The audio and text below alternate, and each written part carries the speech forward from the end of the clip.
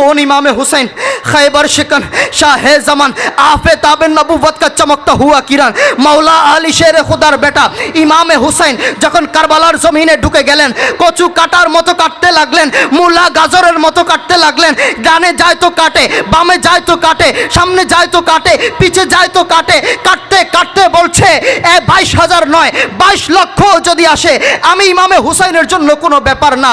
হঠাৎ করে ইমামে হুসাইন তরবারি এভাবে নামিয়ে ফেললেন বলছে আমাকে একটু সুযোগ দাও 2 রাকাত নামাজ পড়ার জন্য সুযোগ দাও। বলে হে ইমামে হুসাইন আপনি 2 রাকাত নামাজ পড়ার জন্য কেন চাচ্ছেন? আপনি তো অন্য কিছু চাইতে পারতেন, আপনি তো সেই তাঁবুর মধ্যে গিয়ে আপনার পরিবারকে দেখে আসতে যাইতে পারতেন, আপনি তো আপনার হায়াত চাইতে পারতেন, 2 রাকাত নামাজের কথা কেন বললেন? বলে তোমরা বুঝবা না, আমি নবীর নাতি, আমি ইমামে হুসাইন, আমি আমার নানার কোলের মধ্যে বসে বসে শুনেছি, আমি আমার নানার কোলে কাদের মধ্যে বসে বসে শুনেছি আমার নবীকে বলতে ওয়াজুইলাত কুররাতু আইনি ফিস সালাহ। বলে আমি ইমামে হুসাইন সারা বছর আমার নানাজান আমার চোখে আমার গলায় আমার জিহ্বায় আমার সমস্ত শরীরে চুমু দিয়ে দিয়ে আমার চক্ষু শীতল করেছে। বলে আমি আজ ইমামে হুসাইন আজ কারবালার ময়দানে 2 রাকাত নামাজ পড়ে আমার রওজার মধ্যে আমার নানাজানের চক্ষু শীতল করে দিব। বলেন সুবহানাল্লাহ।